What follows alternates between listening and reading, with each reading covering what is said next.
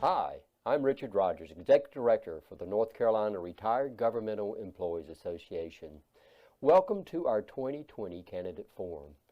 In the atypical times we live in today, we are called to not only keep going, but to strive harder and find better ways to serve our membership, our community, and state. Today's forums were created to achieve this calling, allowing candidates to share their goals, accomplishments, and experiences as public servants. We hope you find today's candidate forum informative, helpful, and hopeful. Thank you again for joining us. Hi, I'm Rick. Well, good morning, everyone. I trust everyone can hear me.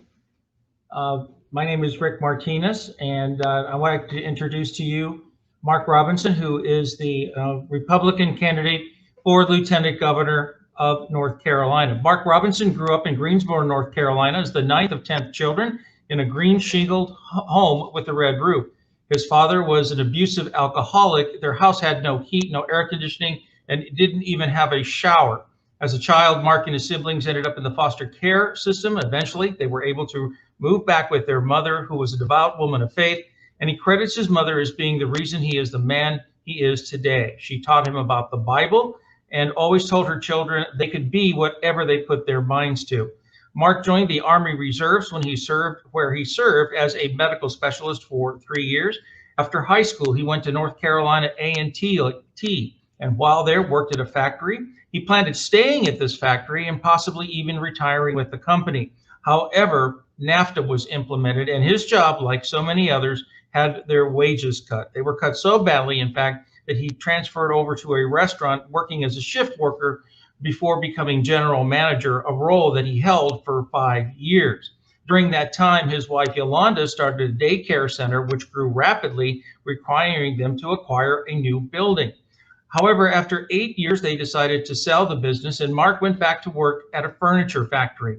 While there, he attended the University of North Carolina at Greensboro, studying history. However, this factory job would also cease to exist when the owners decided to move the plant to Mexico, leaving Mark and dozens of others without jobs. He eventually got a new job at a different furniture factory and had plans to pursue a full-time teaching career, getting his master's and PhD so that he could become a professor. However, on April 3rd, 2018, Mark's life changed when he stood up against the Greensboro City Council in a speech which has been seen over 150 million times. Since that time, he has served on the NRA National Outreach Board and has appeared on Fox and Friends and has been interviewed by Laura Trump and has traveled the state and nation spreading the conservative message. Mark resides in Greensboro and is happily married to his wife, Yolanda, and has 2 children and a grandchild. Mr. Robinson, thank you very much for joining us here. You have 2 minutes for an opening statement, sir. Thank you very much for having me. As you stated, I'm Mark Robinson. I'm from Greensboro, North Carolina. Describe myself not as a politician, but as a patriot of this great state and this great nation. We truly believe we are the choice for this position because we are committed firmly to the ideals of conservative principles. We're pro-life. We're pro-Second Amendment. We believe in ending indoctrination in our schools and giving our parents the ultimate control over their children's education. We are pro-veteran and we are pro-law enforcement, and we believe we are the choice for lieutenant governor in North Carolina.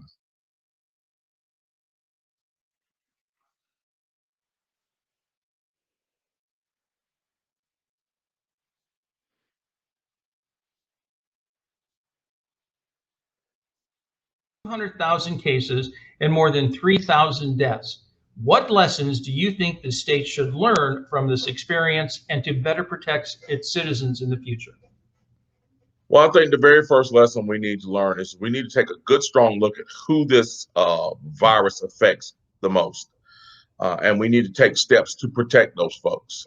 I think some of the steps that we've taken have been severe overreach on some of our businesses, particularly. I think our businesses know how to handle these issues and have learned very well through this pandemic how to handle future pandemics. And I think we need to allow business owners and entrepreneurs to make those choices and how to keep their employees and their customers safe. And I truly believe and have faith in those folks that they can do that. As far as our government goes, we need to, I think what we really need to do is take a good, strong look at congregate living places. Most of those places the government has charge of. Chiefly among them is nursing homes, of course. Then there's, of course, hospitals, and then there's military installations and jails and prisons. We need to learn from the lessons that we've already seen, how this virus spreads, who it hits hardest, and take those lessons into the future to make those congregate living places safer in the future. And I think we can implement things now that will help us out from here on out and make life better for all those folks. Okay, thank you, Mr. Robinson. Okay, sir, I failed to inform you that you have 2 minutes to answer these questions. However, you've been under 2 minutes, so that hasn't been a problem thus far. All right, regarding the retirement system, for many years, our state's retirement systems have not been able to provide cost of living adjustments because of the investment return thresholds and other factors. Are you willing to address this issue to abate pension decline and improve the quality of life for retirees through reforms, legislations, or any other means? Absolutely, we are. You know, one of the things that I've been made aware of from Treasurer Dale Folwell is the fact that we don't have transparency in billing, and it's one of the things that's holding us back from having a viable pension plan.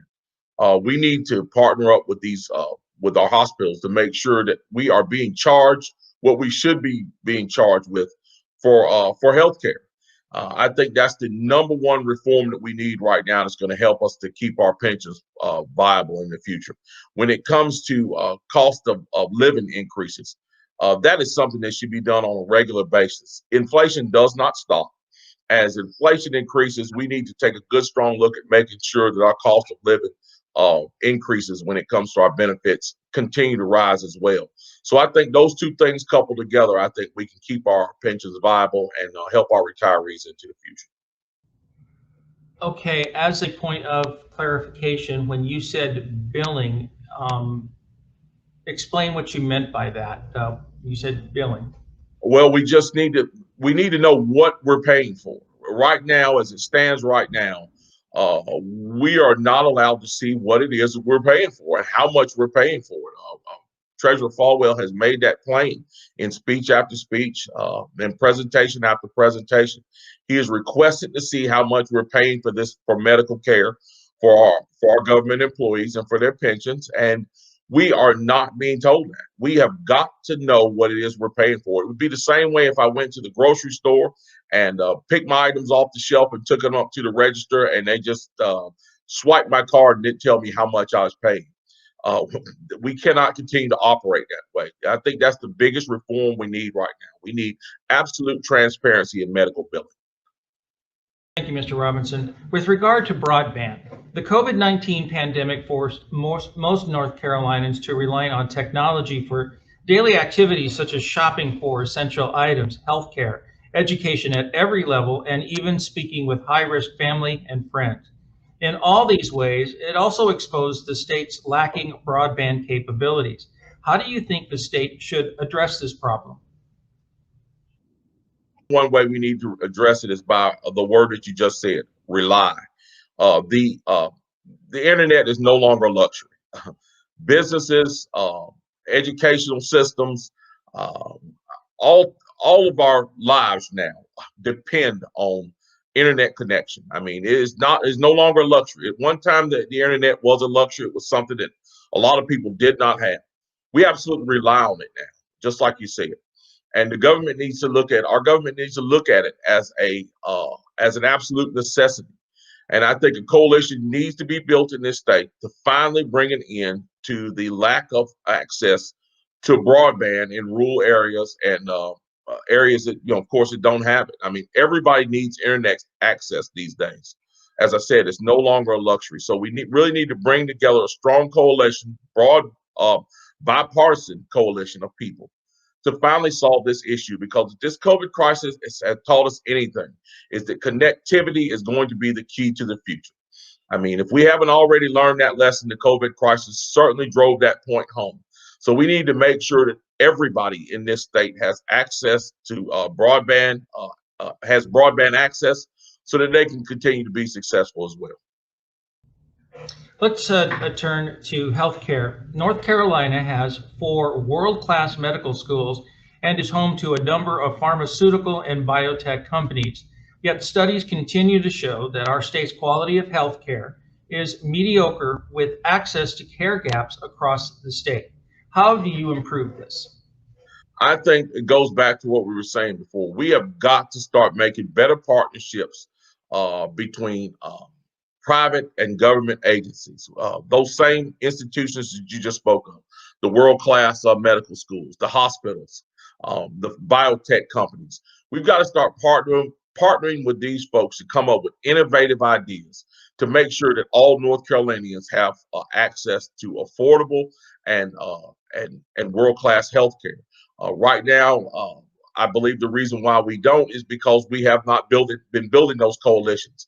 But I think the further we go down the road, we're going to have to build those coalitions in order to bring that health care to everyone.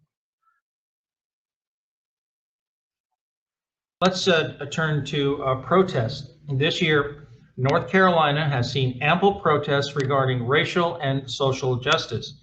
What do you think are the most important issues arising from these protests, and how can our state improve to make it a better state for all citizens? Well, first off, I think what we need to do is we need to look at understanding the difference between protest and criminal activity. That is number one for me. Protest is making a sign, getting a permit, gathering together, raising your voices, making your point, and letting your voice be heard, then returning to your communities, getting politically active, politically aware, and trying to make changes the way they're supposed to be made. Criminal activity is burning, looting, and violence. That's the distinction that needs to be made. You are not a protester if you're breaking out windows, setting fires, destroying police vehicles, and assaulting police officers. That is not protest. That is criminal activity, and it needs to be dealt with as criminal activity. That's number one. Number two, we need to listen to those who are raising these issues. We don't need to push those voices out. And those people who are staging peaceful protests and getting involved politically and getting involved and getting politically active, we need to bring those folks to the table, listen to their concerns, and look at the issues that they're bringing to us and really try to bring a solution to those issues if there is indeed a problem. But I think those are the two things that will help us quell all of these issues, is by making sure we draw that sharp distinction between protest and criminal activity, and bringing those voices of reason to the table and listening to those folks about those issues so that we can bring an end to those problems if they exist. Thank you. And finally, let's turn to education.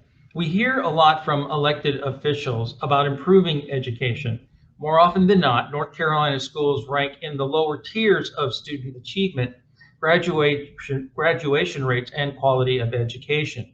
Since we want the best for our children, how do you think we can improve our schools and improve our educational standards?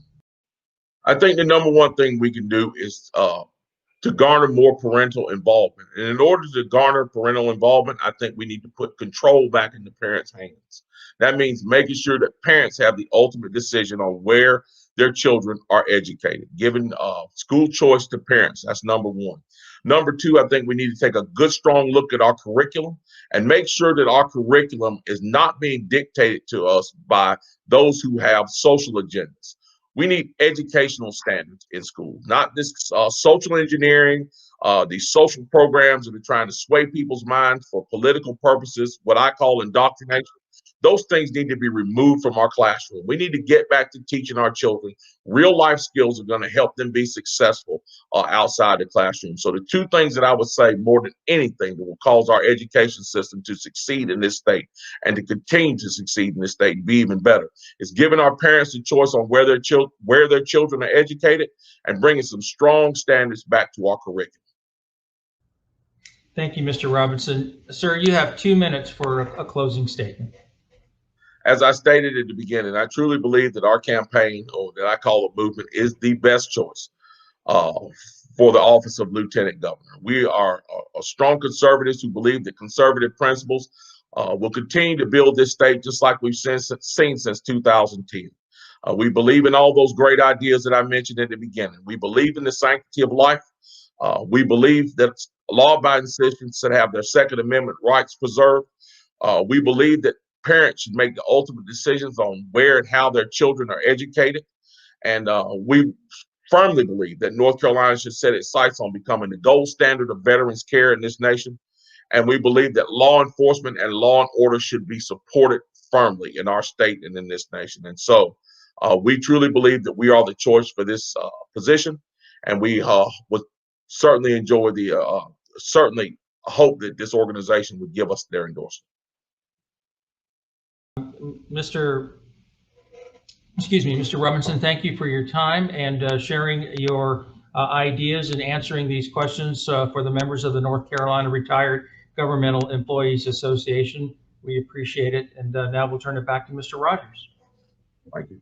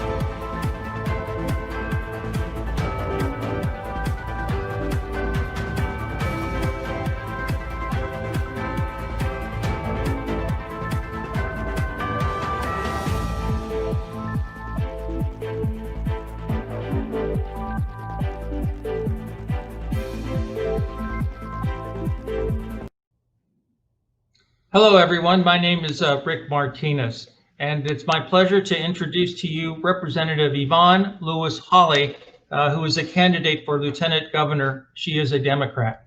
Representative Holley was born in Raleigh and was part of the changing South. Her parents taught her the importance of public service and courage that serves as her motivation today.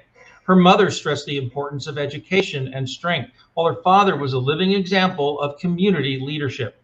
With these roots, she brings a history of reverence, hope, and accountability to public service. She was educated in the Wake County Public School System, and she is an advocate for education. As a student at Enloe High School, she was one of the first students of desegregation. While there were many difficult days, she was able to cross barriers one relationship at a time to build friendships. This same quality gives her the foundation of life experience working with all types of people from various backgrounds.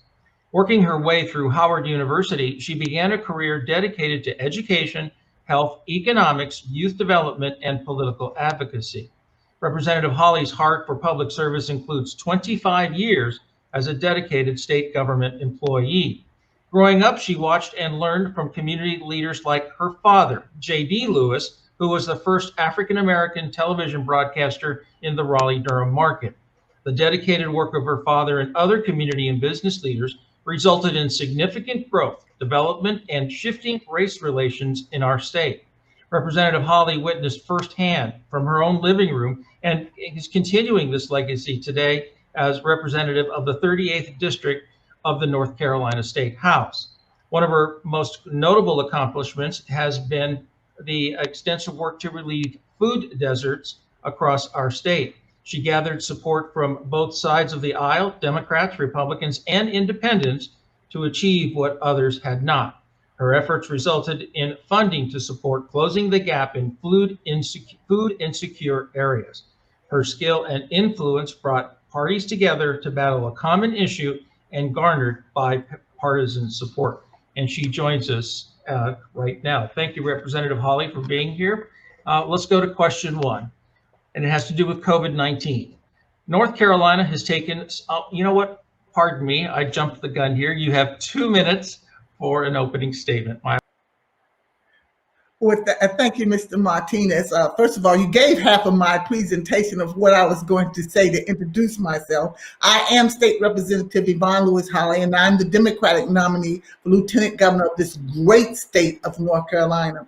I was born and raised in Raleigh, the middle of 5 children in a community of civil rights leaders. I was taught by the best. I am a graduate of Enloe High School, and I was amongst the first wave of students to integrate the school systems here in North Carolina. And I also represent the same community now that I serve in the North Carolina General Assembly. I am running to make a difference, not to be something, but to do something, to make a difference. And I have been part of the desegregation of North Carolina as well. And I've learned the courage and what it takes to implement major changes in our society during a period of time where it was a lot of unrest. We are in similar times now. It takes policy changes, it takes courage, and it takes commitment, sometimes with very difficult decisions that need to be made to move us forward. And we're at that same kind of precedence in history now.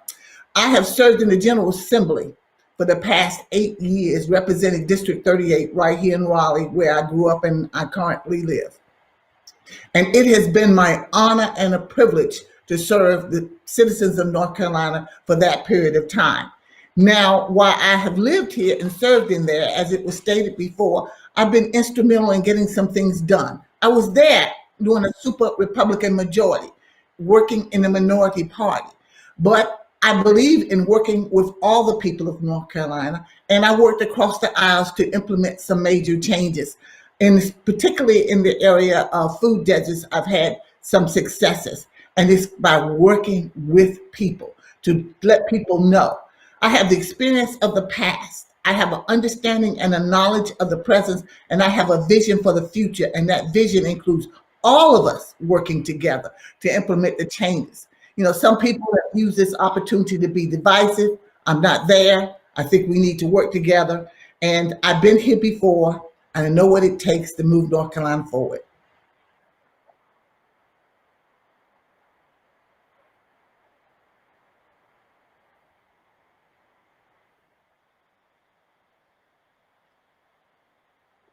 Spread of COVID-19, but still has more than 200,000 cases and more than 3,000 deaths.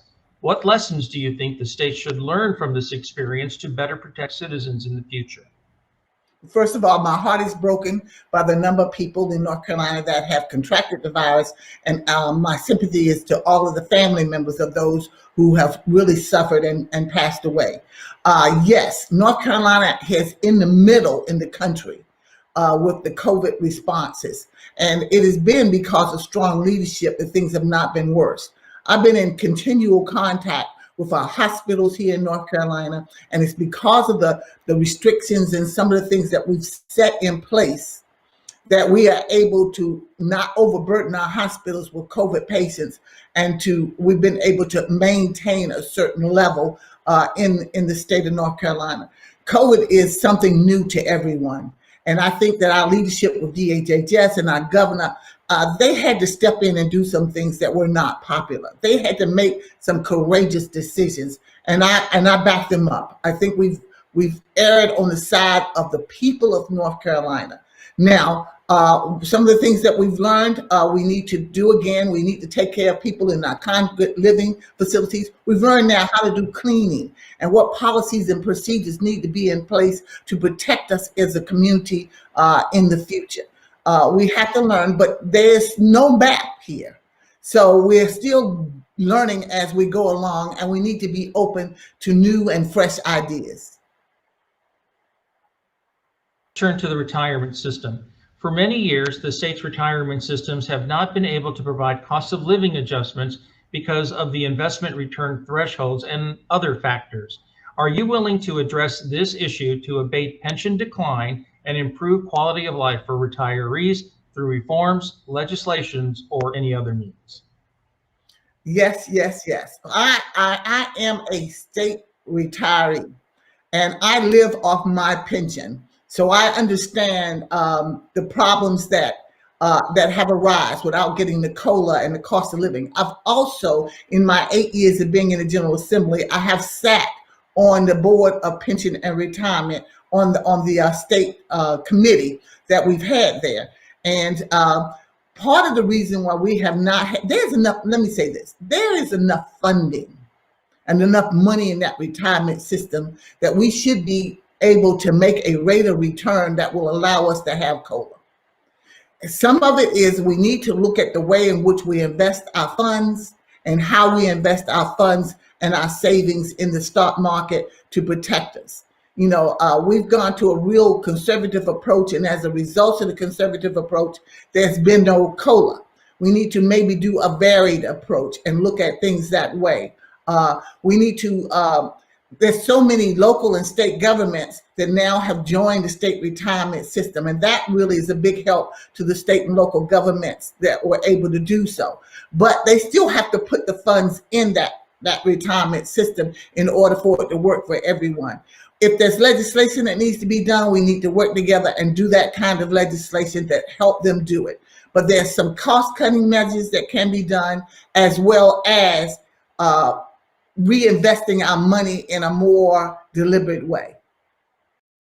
Okay, thank you. And if I failed to do it before, I want to reiterate, you have 2 minutes to answer these questions, and thus far that has not been a problem, so thank you for that. Let's turn to broadband. The COVID-19 pandemic forced most of North Carolinians to rely on technology for daily activities, such as shopping for essential items, healthcare, education at every level, and even speaking with high-risk family and friends. In all of these ways, it also exposed the state's lacking broadband capabilities. How do you think the state should address this problem? Well, I've been fighting for a broadband expansion since I've been in the North Carolina General Assembly as well. And I feel like broadband is now a institution in itself. It should be utility. It should be treated like a utility. It is like our phone service. It's like our roads and part of our infrastructure. One of the things that the COVID-19 has done has shown us where we have major inadequacies in our broadband protection of the people of North Carolina. And we need to expand it, and we need to treat it as an emergency and do it forward. Now, it's also offered us some capabilities that broadband has shown us that we can do. When we do more broadband, currently my daughter is working here from North Carolina. She's back home doing the COVID, and she's working through broadband every day at her job. Well, broadband offers job opportunities for the future of coming out of this COVID-19 pandemic, in that you will be able to work in Raleigh and still work in New York. Or you can get a job somewhere else. You could be in a rural area with good access. It is very important that we expand it for our school systems and for our children to make sure that they get the same quality education in rural areas that we are getting in some of our most urban areas. So it should now become a major priority for the state of North Carolina to expand broadband as if it is part of our infrastructure and a public utility. Okay, thank you. Let's turn to healthcare. North Carolina has 4 world-class medical schools and is home to a number of pharmaceutical and biotech companies. Yet studies continue to show that our state's quality of healthcare is mediocre, with access to care gaps across the state. How do we improve this? Medicaid expansion, Medicaid expansion, Medicaid expansion. The state of North Carolina has been putting millions of dollars into a system for Medicaid expansion and are not reaping the benefits. The reasons at the beginning was because it was this 10% that we would cost that we would have to incur, but the hospitals have stepped up to the plate and are saying we will pay that difference. Medicaid expansion will cover 650,000 North Carolinians with the kind of health care that is needed, and particularly during a pandemic. It has become very obvious that during this particular pandemic, many people lost their jobs. Along with their jobs, they lost their insurance at the time when we're having a major health crisis. That's why the Affordable Health Care Act and an independent insurance network or portal for people to be able to go there and get insurance is also very important. Now, I like my private health insurance and I want to keep it. And I'm for there being multi-levels of health insurance that we have access to. So we can have the affordable health care, if we strengthen it and clean it up, Medicaid expansion for those that cannot afford it, and our current system of insurance, I think North Carolina can have a real good healthcare coverage and help our hospitals stay open across the state, because it was Medicaid expansion will really do that and expand jobs in a lot of our rural areas. Thank you. Now let's turn to 2020. Now this year, North Carolina has seen ample protests regarding racial and social justice. What do you think are the most important issues arising from these protests, and how can our state improve to make it a better state for all citizens? Well, this is a battle that I have been fighting for all my life. And there's been times when I was out there demonstrating. And I think that what we need to do is recognize that it is a problem. You know, at a past forum, my colleague who's running, my opponent made a statement that there is no racial discrimination in North Carolina, in the country anymore. And that's not true. And if you don't see the problem, how are you going to fix it? So we need to work together to recognize, why are people protesting? What can we do to help solve some of those problems that are out there? I'm not for the violence. I'm not for the, we're here to protect everyone and make sure that it's done safely and done in an open day with permits and done in a legal way. But it is definitely, we need to address some of the issues that the protesters are out there talking about. We need to recognize that we are a country of a lot of people and that we serve everyone. And finally, let's turn to education. We hear from a lot of elected officials about improving education. More often than not, North Carolina schools rank in the lower tiers of student achievement, graduation rates, and quality of education. Since we want the best for our children, how do you think we can improve our schools and improve our educational standards? Well, first of all, I believe public money belongs in the public educational system. And I believe that, a lot of people talk about school choice. We have school choice in the public system. We now have our traditional schools. Many of them have, in the urban areas, even year-round options that are available. We also have our, right here in Wake County, we have what we call magnet schools, which are schools within a school that offer access to many specialty programs.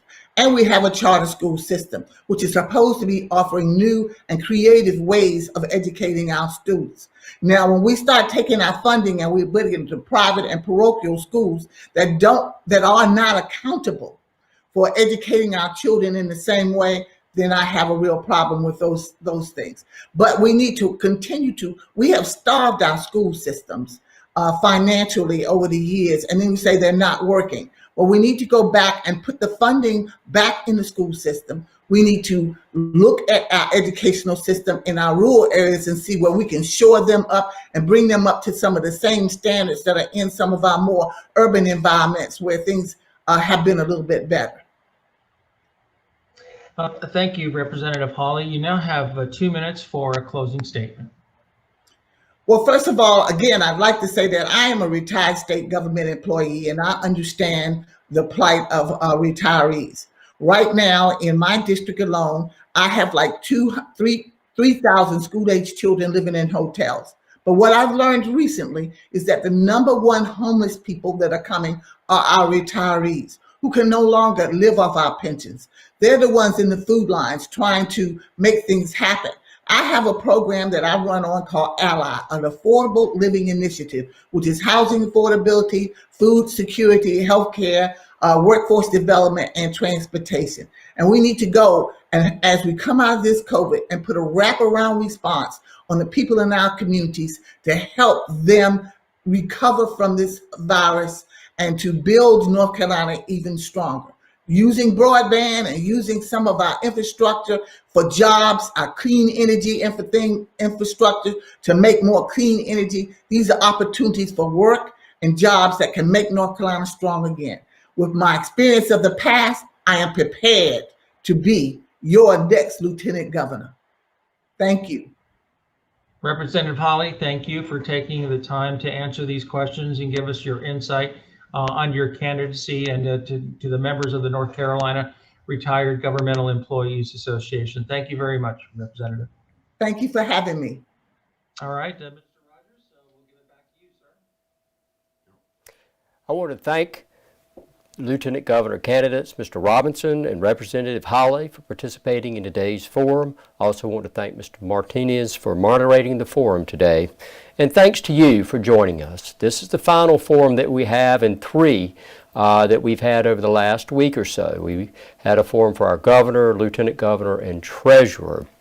The purpose in providing these forums was to provide retirees the opportunity to learn more about the candidates, educate themselves about the candidate, and also learn more about the position these candidates have on government retiree issues. I encourage you to go to our website, ncrga.com, so you can review these forums, take a look at them again if you like, tell your friends about them, go and view the forums as well as our website. And don't forget to go vote. Take care and stay well.